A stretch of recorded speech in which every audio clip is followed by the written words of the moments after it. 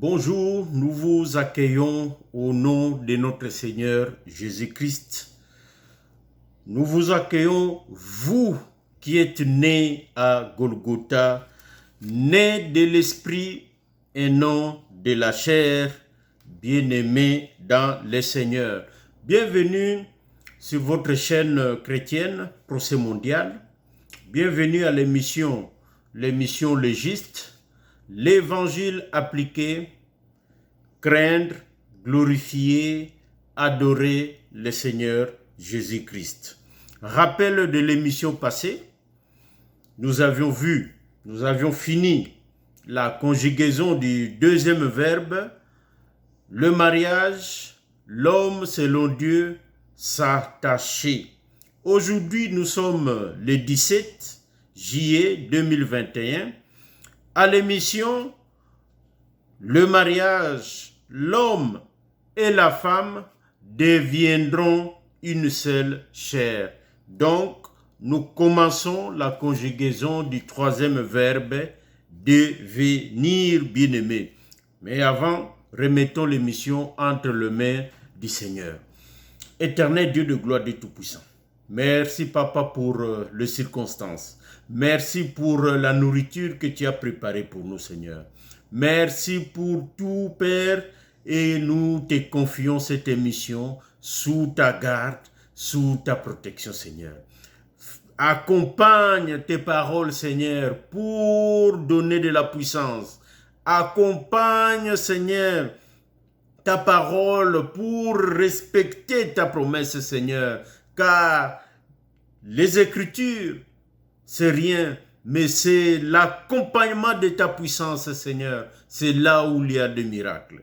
Ô Éternel des armées, que dans les foyers, que dans les maisons, que dans le couple de nos bien-aimés, où il y a problème, où il y a soucis, où il y a désordre, voire même querelle, ô Éternel des armées, réconcilie les couples.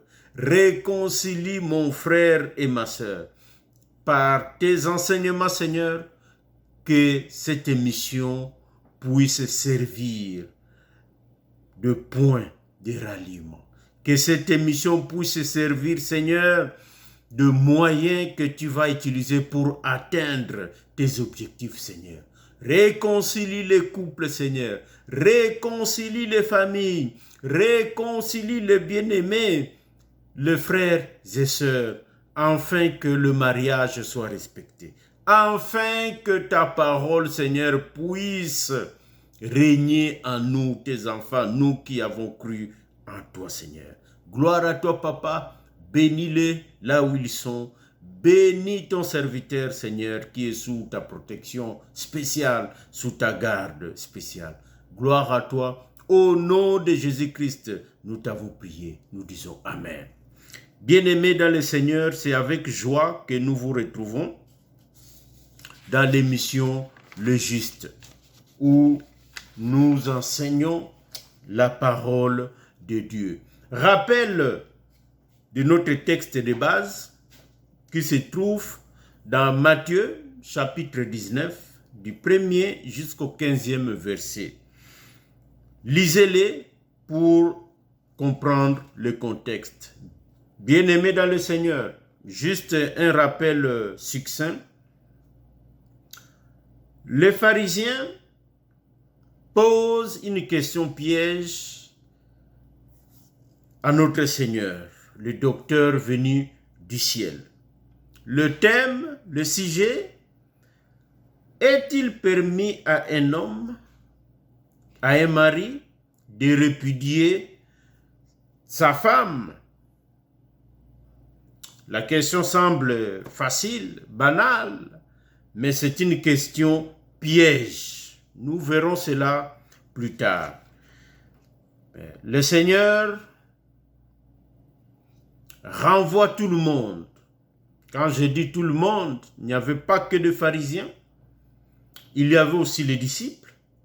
Il y avait aussi la foule qui était là.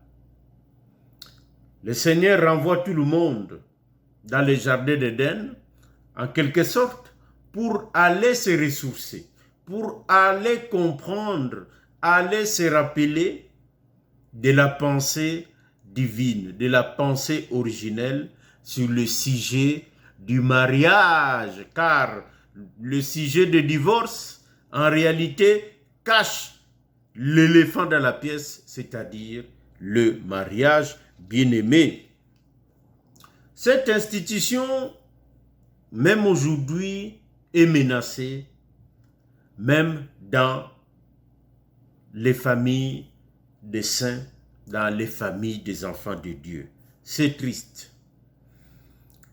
On se marie, les problèmes commencent, des soucis, querelles, voire violence, et finalement, divorce. On se remarie, problèmes, soucis, querelles, etc., etc. Le cercle vicieux, et on ne sait plus comment s'en sortir, bien-aimé. Pourquoi cela? Pourquoi cela? L'Église ressemble au monde, bien-aimé. Ou c'est le monde qui ressemble maintenant à l'Église. Si c'est le cas, cela veut dire que ce n'est plus l'Église pour laquelle notre Seigneur Jésus-Christ est venu mourir à la croix. Parce que celle dont le Seigneur est mort à la croix, c'est l'Église de Jean, chapitre 17, verset 14 au verset 26. Lisez tout le chapitre 17, c'est riche. L'Église ne peut pas ressembler au monde parce que l'Église est à l'écart du monde. L'Église est mise à part, un peuple mis à part. J'ouvre ici une parenthèse. Au Congo, on dit souvent l'Église au milieu du village. Nous disons non, N-O-N. L'Église ne peut pas être au milieu du village. L'Église est à l'écart du monde. Comprenez, le village ici, c'est le monde ou le pays ou la ville bien-aimée. Je referme la parenthèse. Donc, le Seigneur renvoie tout le monde dans le jardin. Nous aussi, en tant que disciples du Maître, nous y sommes retournés pour se rappeler, pour se ressourcer, comprendre, pénétrer la pensée originelle de notre Seigneur. Bien-aimés dans le Seigneur, c'est pour cela que dans les émissions passées, nous avions vu le plan de Dieu pour le mariage. Nous avions vu la conjugaison du verbe quitter, ça c'est Genèse chapitre 2 verset 24. Nous avions vu la conjugaison du verbe s'attacher et aujourd'hui nous amorçons la conjugaison du troisième verbe, le verbe devenir. Allez voir nos émissions, vraiment vous serez bénis et vous allez pouvoir nous suivre aujourd'hui, bien-aimés. Alors, devenir une seule chair, c'est quoi? Qu'est-ce que ça implique? Qu'est-ce que ça, pour le Seigneur, qu'est-ce qu'il avait comme pensée? Qu'est-ce que ça implique dans tout cela? Pour comprendre, nous sommes aussi retournés dans la loi et nous allons lire un passage, un court, un verset, dans Deutéronome, chapitre 24, le verset 5. Deutéronome, chapitre 24, le verset 5. Je lis au nom de notre Seigneur Jésus-Christ. Lorsqu'un homme sera nouvellement marié, il n'ira point à l'armée et on ne lui imposera aucune charge. Il sera exempté pour raison de famille pendant 1 an et il réjouira la femme qu'il a prise. Bien-aimé dans le Seigneur, avant d'aller cueillir des fraises et des framboises de ces versets, retournons un peu dans les émissions passées en rappel pour avoir l'idée, la suite logique du verset que nous venons de lire. Nous avions dit que en Israël, le mariage s'est déroulé en 3 étapes. Première étape, c'était les fiançailles, qui, elles seules aussi, contenaient 3 étapes. Nous avions dit la pensée d'une aide semblable, nous avions dit les contacts familiaux, et finalement nous avions dit la dot. Donc les 3 étapes constituent les fiançailles. Deuxième étape, le retour de l'époux, qui revient chercher sa femme, ou les présentations si vous voulez. Troisième étape, le festin de noces, qui durait 7 jours. Bien-aimés dans le Seigneur. C'est après le festin de noces que le verset que nous venons de lire dans Deutéronome entrait en vigueur pour le marié. Donc, après le festin de noces, l'homme nouvellement marié avait comme un congé. Donc, pendant 1 an, il n'ira pas à l'armée. Sachez que c'était comme une obligation pour Israël à l'époque. Tout homme valide devrait donner de son temps, de ses capacités pour défendre le pays, évidemment, donc faire le service militaire ou même la guerre. Mais quand vous êtes marié, pendant 1 an, vous n'avez plus cette obligation et vous n'avez plus l'obligation de faire des tâches obligatoires. Donc, c'est comme un congé, un repos pendant 1 an. La seule chose que la loi de Moïse demande au marié, à l'homme, c'est de réjouir sa femme, bien-aimée dans le Seigneur.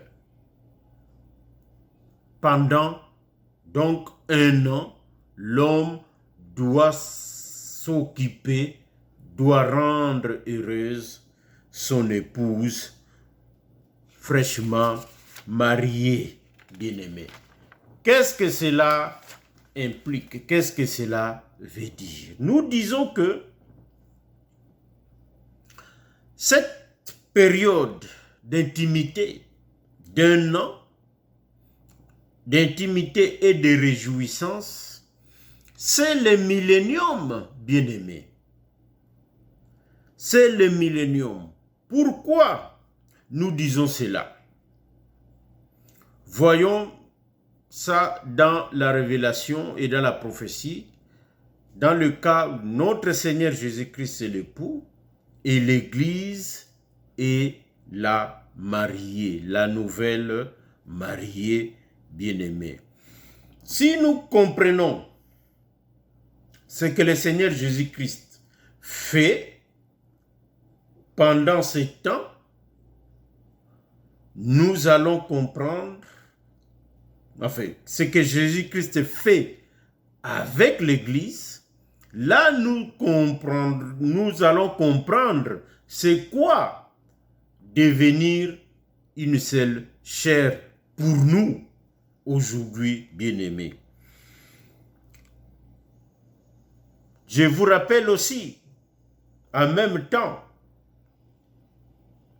le fiançailles ou le mariage de notre Seigneur Jésus-Christ. Nous avions vu ça aussi. Après avoir vu pour Israël, nous avions vu ça aussi dans la révélation et dans la prophétie pour notre Seigneur Jésus-Christ. Le Seigneur Jésus-Christ va aussi faire les 3 étapes.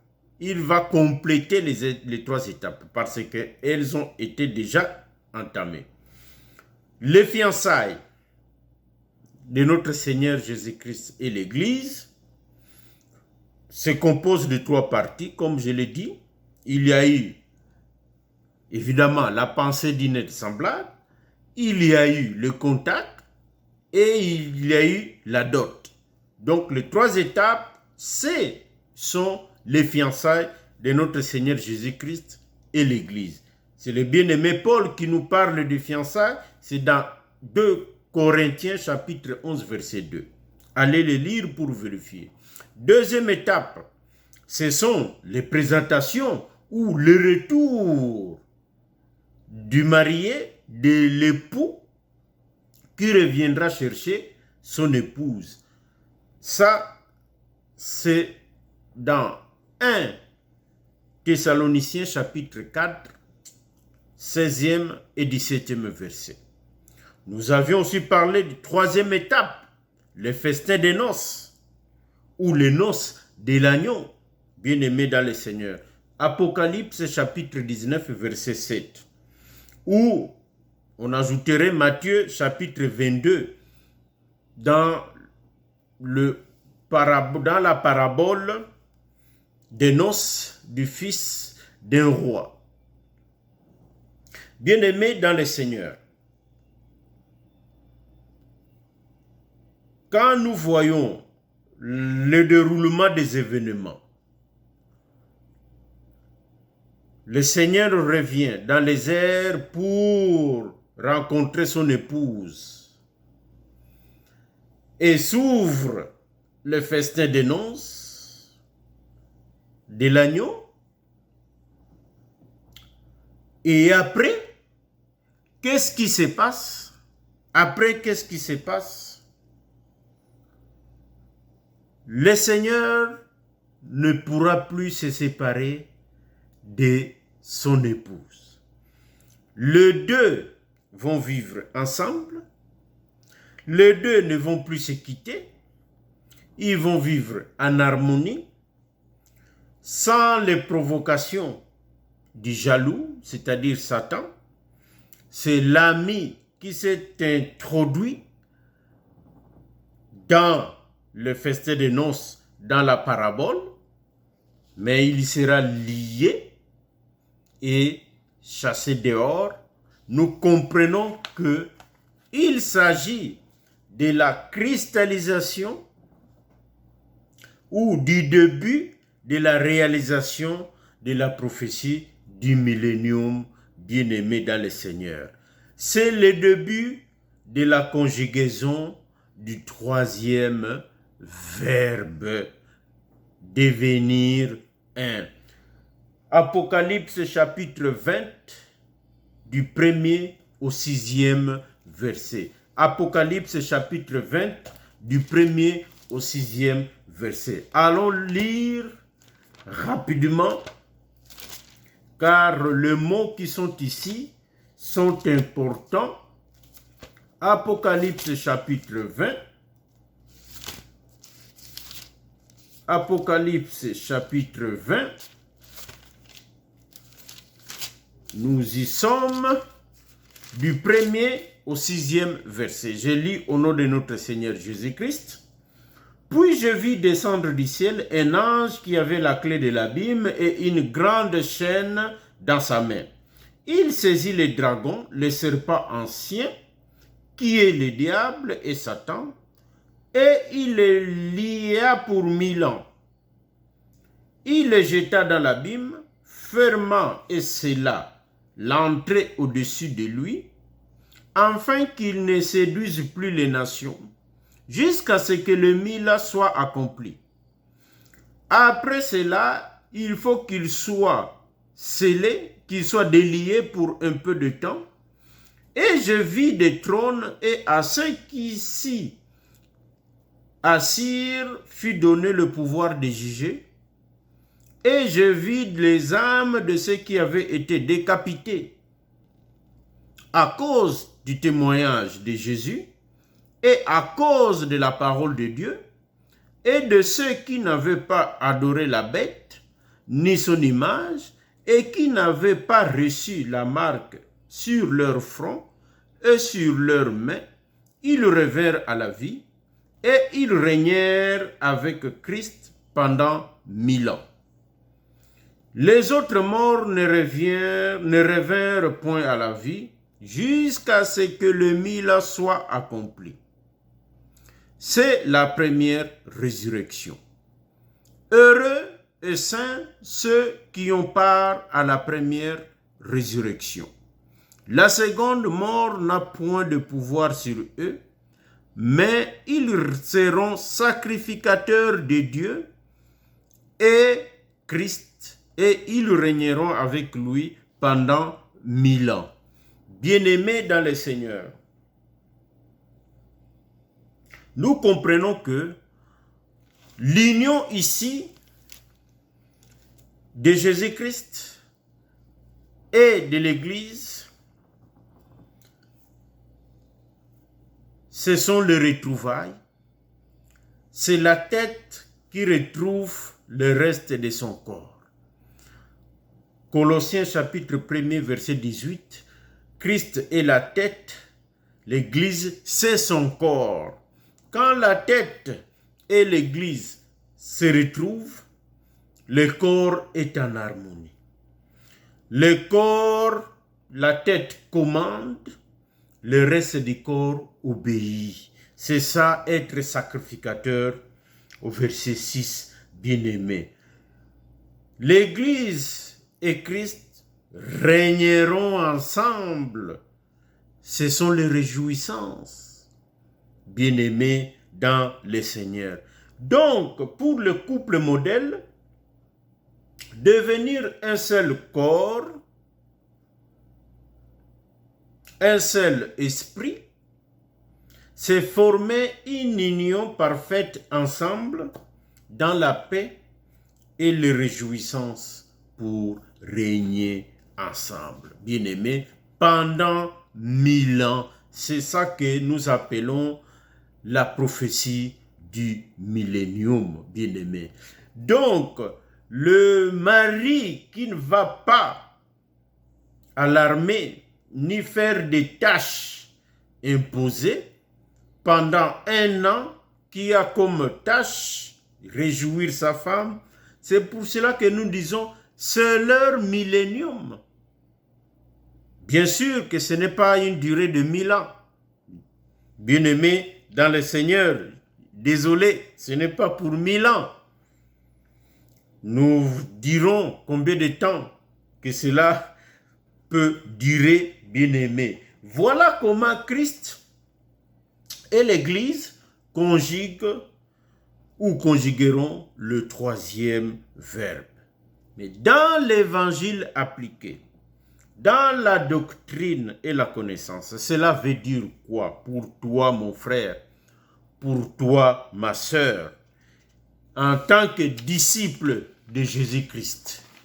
Comment nous voyons, comment la parole de Dieu, qu'est-ce que la parole de Dieu nous demande de faire ou d'être dès que nous nous marions, dès que nous nous retrouvons ensemble, mari et femme, bien-aimés dans le Seigneur.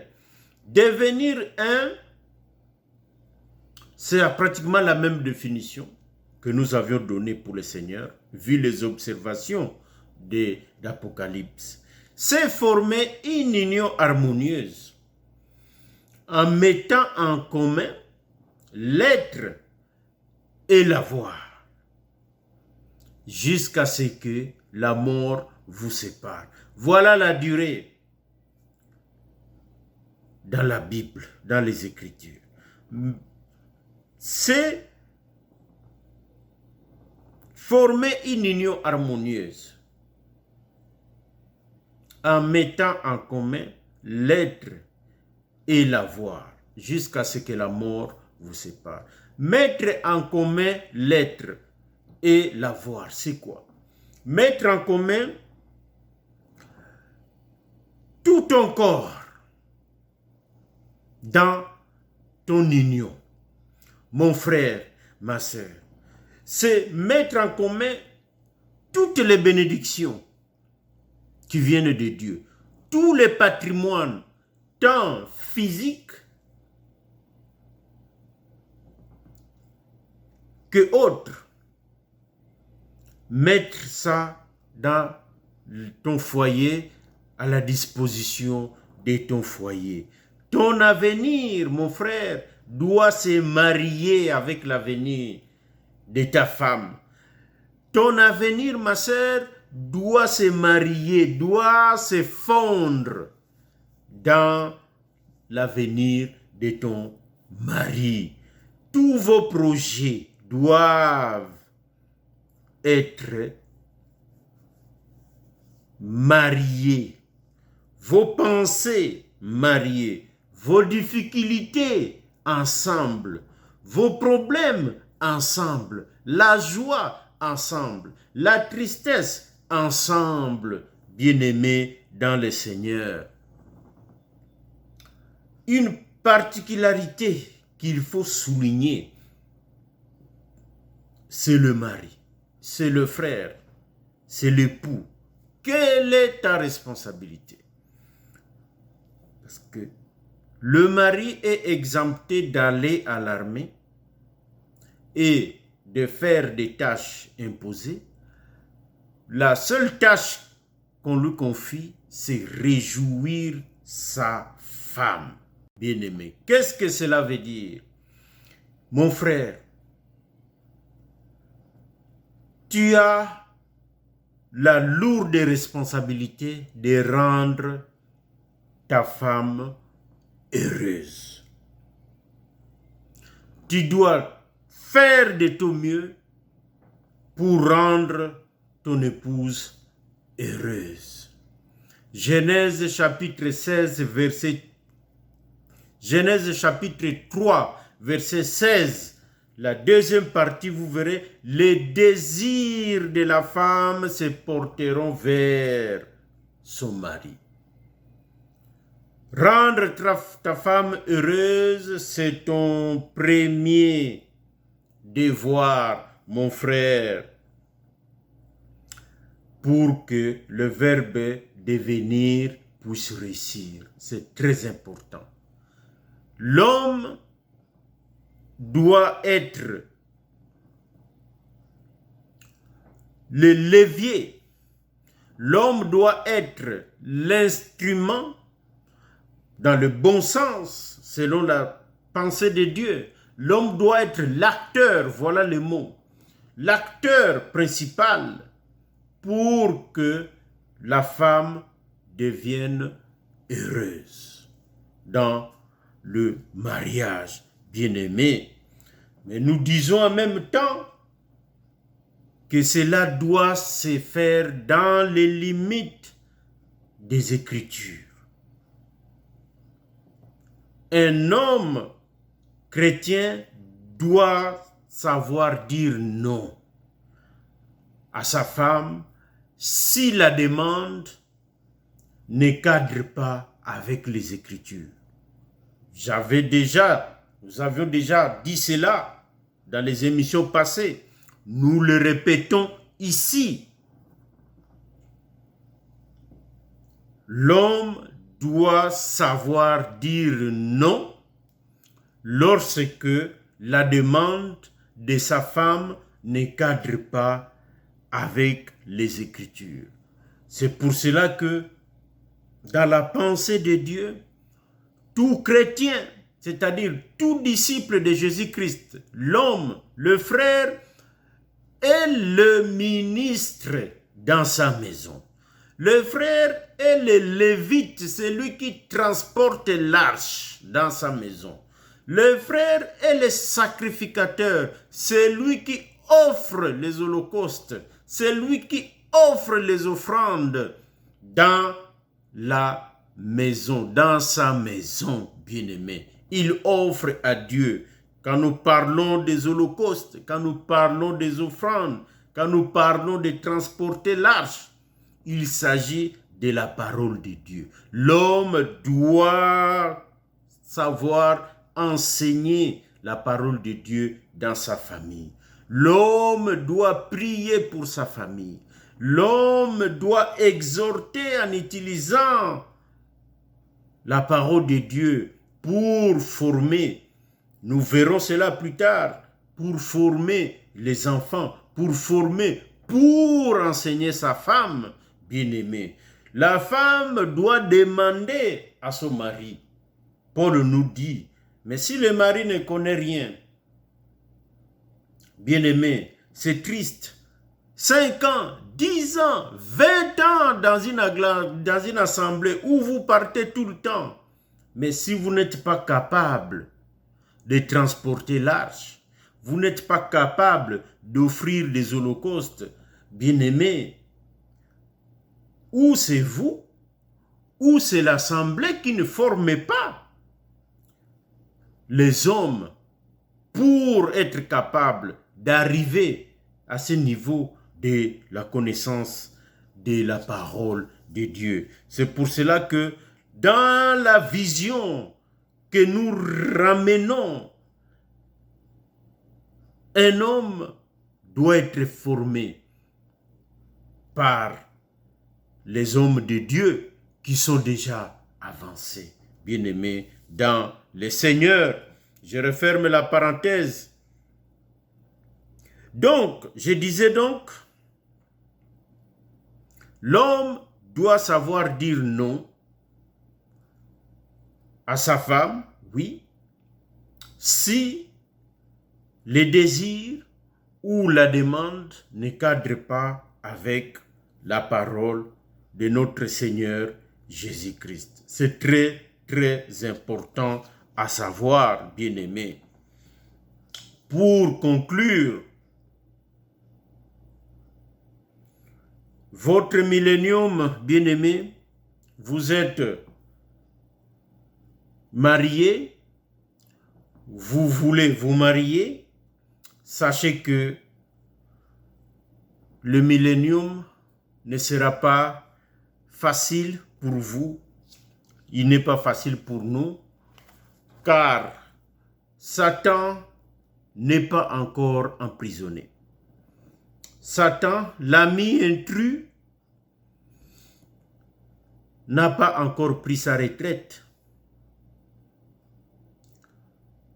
Vous aurez des attaques et vous serez obligé d'aller à l'armée, bien-aimé.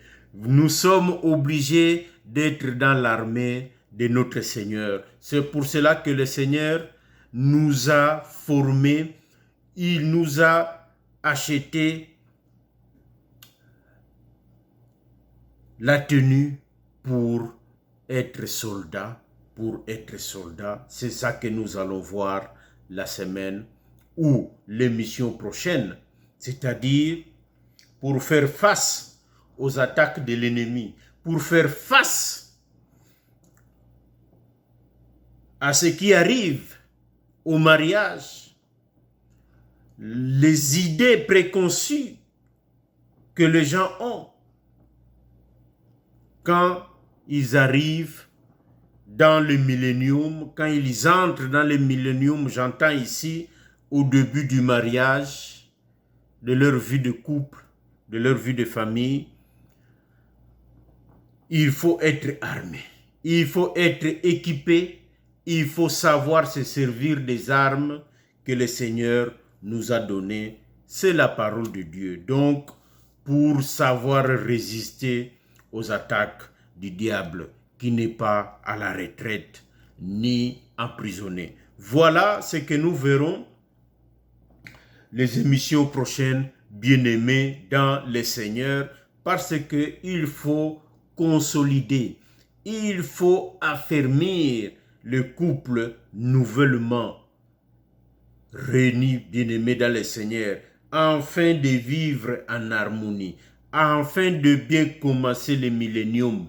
Bien-aimés, c'est très important. Alors, voilà, bien-aimés, la pensée de Dieu dans le verbe devenir. C'est se mettre ensemble, tout mettre en communion, en commun, avoir le même but, les mêmes objectifs. Et nous verrons chacun de ces buts, de ces objectifs pour que le verbe devenir ensemble ne change pas, bien-aimés. Voilà, nos coordonnées s'affichent. Contactez-nous sur WhatsApp, c'est mieux pour nous. Et nous serons vraiment dans la joie de vous répondre, bien-aimés. Avant de conclure, permettez-moi de faire une courte prière pour cette émission, bien-aimés dans le Seigneur. Prions. Seigneur, merci Papa. Gloire te soit rendue, Père, car toi tu veilles à notre bonheur. Gloire te soit rendue, Seigneur, car tu as montré l'exemple. Nous avons un modèle à suivre, Seigneur.